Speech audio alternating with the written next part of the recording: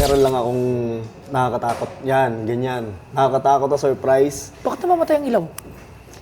May dala kasi. Nagbayad ba tayo ng kuryente? Kilala nyo lahat to, lalo ka na, Boss Toyo. Alam mo to. Anong ibenta mo?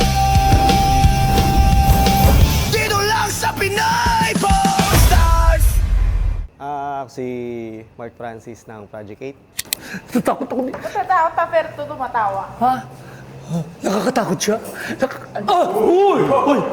Uy! Namatay. Boss Toyo. Uy! Namamatay ang ilaw. So sige, ano pangalan niyo ulit? Mark Francis. Mark Francis. Anong sadya niyo dito?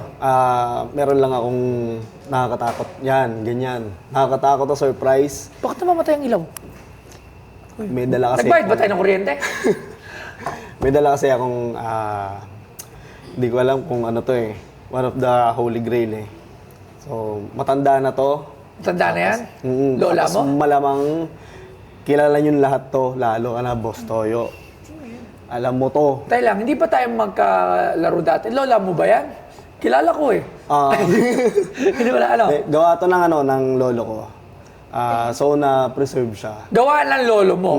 Ano pangalan ng lolo mo? Froilan Villegas. Lo? Froilan Villanueva. Villegas po. Villegas. Ano yung dala mo? Excited na ako dyan. Ano yan? Compilation ng script ng Gabi ng Lagim. Ang Gabi ng Lagim ang alam ko ay sa kapuso mo, Jessica Soho? Hindi po. GMA7. Ginamit na lang po nila yung name na yun. Pero Pelikula? ano po siya, nagsimula siya sa radio. Radio. Yes. Wala pang TV noon. Doon pa lang siya nakilala until inadopt siya ng TV. Tapos naging movies, ganyan. Gabi ng Lagim. So, ito ay script na gawa ng lolo mo. Yes, boss. Okay, so tingnan na nga natin yan. Gabi ng Lagim. Yan. Medyo inanuhan ko lang.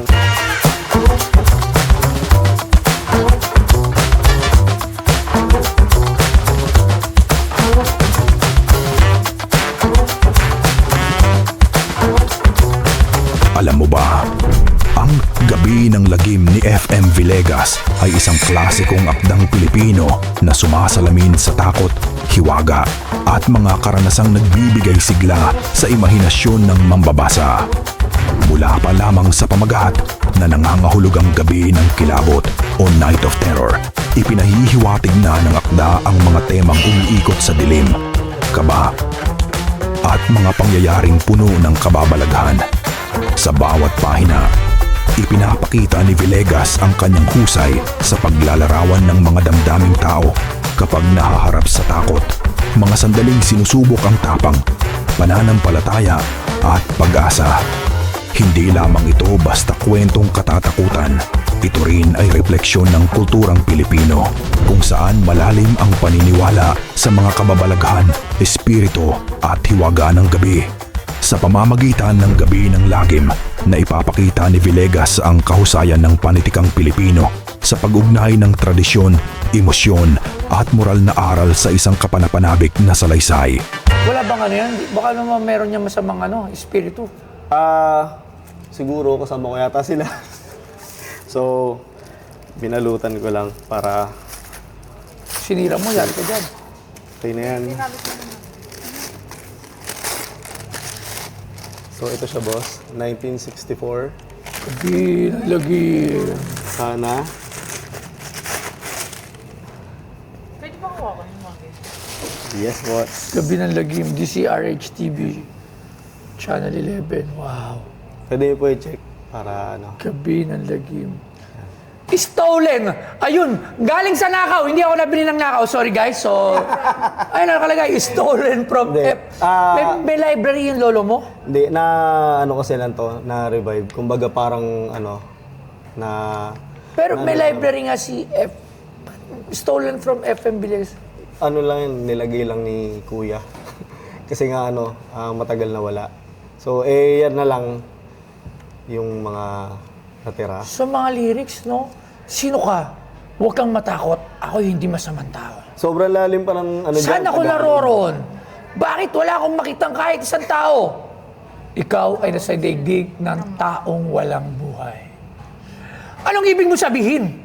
Ang naalala ko, ako'y nagidlip sa pag-aantay sa pagpapalitan taon. Nagpalitan taon kagabi. Hindi ba 1964 ngayon? Nagkakamali ka. Ang sinasabi mong taon ay isang downtown nang nakalipas. Sandaan to. Ha? Hindi kita maunawaan. Wow, magkaroon na ng mga ano, ha? Alright, ha? Okay. Script. So, wow. Okay. So, magkano naman tong gabi na lagim na to? Yung ano, yun nilagay ko kasi doon sa ano ko. Sa... Sige, sabihin mo, walang problema. It's surprise.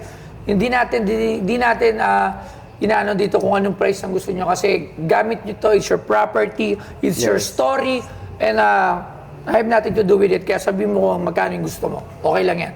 Sige. I will start at 1M. 1M. Gabi ng lagim. Yes. Tatawag lang ako ng expert when it comes to libro at mga lumang mga Yes, gamitan na katulad nito at sigurado kong alam niyo to. So, tawagin natin siyempre si Sir Angelo Bernardo. Angelo Sige, boss. Bernardo. Gabi ng lagim. Yes po. Ikaw, anong alam mo pagkagabi ng lagim? Ako alam ko kasi parang Jessica Soho eh. Hindi, sir. Di ba? Alam niya. Alam niya. Mayabang. Ano? Lumang tao kasi. Lumang istorya. Sige. Actually, lumaki ako dyan sa gabi ng lagim. Kasi, yung lola ko noon, partly lumaki rin ako sa lola ko eh. Itong gabi ng lagim, na-serialize ito sa DCRH, Tama. sa radyo. Tama. No? So, ito, kasi wala ka namang imagery, kundi imagination mo. Di ba? Yes, Oo. Ang time na yun. So ako, bata ka, mga 6 years old, 7 years old, makikinig ka nito, matatakot ka talaga. Kasi yung yung voice modulation, katulad yung ginagawa ko kanina. Tapos yung tunog-tunog lang. Meron ganun, di ba? Ganun sa radyo. Tsaka ito, intro pa lang nakakatakot na. Alulong pa lang ng aso. Tapos meron pa yung mga tunog niya magyang. Ay, Ay, wala pa. Iba yata ang horror yun. Akala ko. Ibang horror yun. Kamali ka ng channel. Nakakatakot talaga yun, boss. Kamali ka ng channel. Iba pala. Sorry guys. Okay, sige. Sa umpisa Hindi naman niya, tatakot sabihin eh. niya, gabi ng lagim. Ayun, di naman natawa. Ito wala. Au. So, Yun. So, gano'n ka-importante to? well, Anong masabi mo tungkol dyan? sa mga katulad kong Gen X na lumaki sa radyo, Gen X. Gen- Ako, anong gen ba ako? millennial ko. Millennial. Ano year ko ba? 44, 1981. Ay, hindi. Ano ka pa? Gen X ka pa rin. Pares tayo. Oo. Gen X ka pa rin. Pareho tayong tito. Matanda na tayo. Oo. Super tito tayo pa rin. Okay, hindi. Kasi ako, ang nanalo sa gabi ng lagim, every October 31, TV na ako nanonood. TV na. Digital Tapos na. talagang hindi ka makakatulog.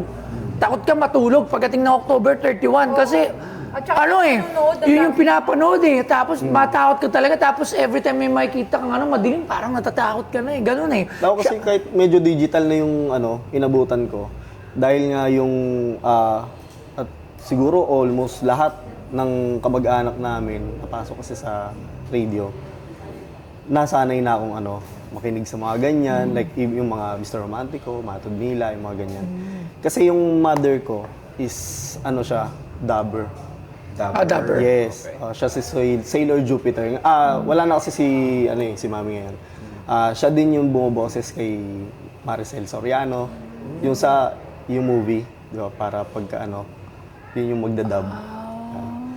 Tapos si Mother din yung sa Marimar. Like nung nagpunta si Talia dito sa bansa, andun din yung mother ko. Hindi ko lang dala yung picture. Pero ngayon ang boy na lang na kapatid ni Mama na nasa radio pa din, si Tita Rosana Villegas. Yan. Okay, so it's part of our history. Gabi ng lagim. Tama. Part of pop culture. Pop culture, History. pop culture. Tama, pop culture. Alam ko to, parang every 7 o'clock ng gabi. Every day? Every day. Parang Monday to Friday yan. Oh, hindi lang siya every Halloween. Hindi lang siya every right. Every day yan. Kaya So- every day ka matatakot kung pinapanood mo. Magkano? Time na yan. Okay, sabihin na lang natin hindi ako dealer. Sabihin natin ako collector ako. Tapos interesado ako. Probably bibiling ko siya mga 15 to 20. Okay. Ano na yan, ha? Collector na. Kung bibili ka. Okay. Ako na-appreciate ko siya, alam ko siya, alam ko yung history nito, na-experience ko talaga siya nung bata ako. Brings back memories. At least ako yun yung kaya ko. Maraming salamat, Sir Angelo. Thank you very much sa pag-share. Ayan. Thank you, sir. Thank you. Thank you po. Alright. So, Boss. 20,000 pesos. Collector price. 15,000 pesos. 15. 1.5. Hindi mo na, parang nagugutom ako. Patingin nga ako niyan. Fresh. Ano ba yan? Fresh? Ano ba yung ano? Ano ba yan? Bago tayo. Cooler. Freshy coolers. Ano to? Freshy poppers. Freshy poppers. Wow, tikman nga natin muna to. Sarap yan. So, kain muna tayo bago tayo, para hindi tayo matitest. Tikman ko lang, ha. Ano to, spicy? Ito. Spicy ba yan? Sarap. Ano ba to? Honey barbecue. Honey. Ito. Sir, tikman mo, sir. Ay, Pero tikim mo pa siya, ha. Babawas ko na lang yan sa... Ito ang bagong... So, baka matuluan yung ano, ang gabi na lagim. Okay, sarap, ha. Ito ang negosyo ni Princess Tan. Okay, tabi na natin yan. Extra pa rito, nag-promote ka lang. Tabi na natin, kakainin na ng mga videographer. Nakaabang na. Oh. Hoy, nag-shoot kami rito. Dito ba nakalarap? Okay. Hindi, alam mo, lang, baka nagugulat ka. Ba't ganun yung price? Bigyan lang natin ng idea. sige, boss. When you collecting books talaga, hindi na ganun kataas yung price. Kahit sobrang luma pa niya, unless it was a book na may sulat kamay ni Jose Rizal, sulat kamay ng mga talagang something na historical or talagang it's a pop culture. Tama si Sir Angelo, nakasanayan natin, kultura. So, siguro mga bata hindi na alam yan, siguro napanood na lang sa TV, pero ako kasi when you say Gabi ng Lagim, definitely it will parang rang a bell sa akin yun. So, 15,000? Ikaw, magkano last price mo? 15. Definitely it's not than 1 MPs. And kahit 100,000, definitely it's not 100,000 piece. So magagaranti ko yun sa'yo, masasabi ko na hindi siya abot ng gano'n. Yeah. Pero ano I'm not forcing you na ibenta siya sa akin. So yun yung starting price ko, 15,000. If you have something in mind na price, sabihin mo. About 20. Magkano? 20. For a book, 18,000. Hit na. 19. 19,000, sige. Okay. Gabi ng Lagim. Alam mo, bihira rin to at maganda rin tong gawan ng nakakatakot na area. Maraming salamat, bro. Thank you Yes, very much. boss. Alam mo, you Maraming must be salamat, boss. proud of your yung roots mo. Yeah. Kasi naging part to ng Filipino culture. Yes, boss. At mas may ingatan to dito. Yes, thank you very much. So, Maraming salamat, boss Toyo. ganda. Salamat. Thank you very much. Thank you, Gabi ng boss. Lagim. Thank you. So, ayun, nagkaroon kami ng deal ni boss at di man gano'ng kataas pero okay na rin kasi may ingatan naman dito yun sa museum ni Boss Toyo. So, ayun, naging okay naman kami sa deal. So, good deal naman. Salamat, Boss Toyo. Ox. Anong bibenta mo? Dito lang sa Pinas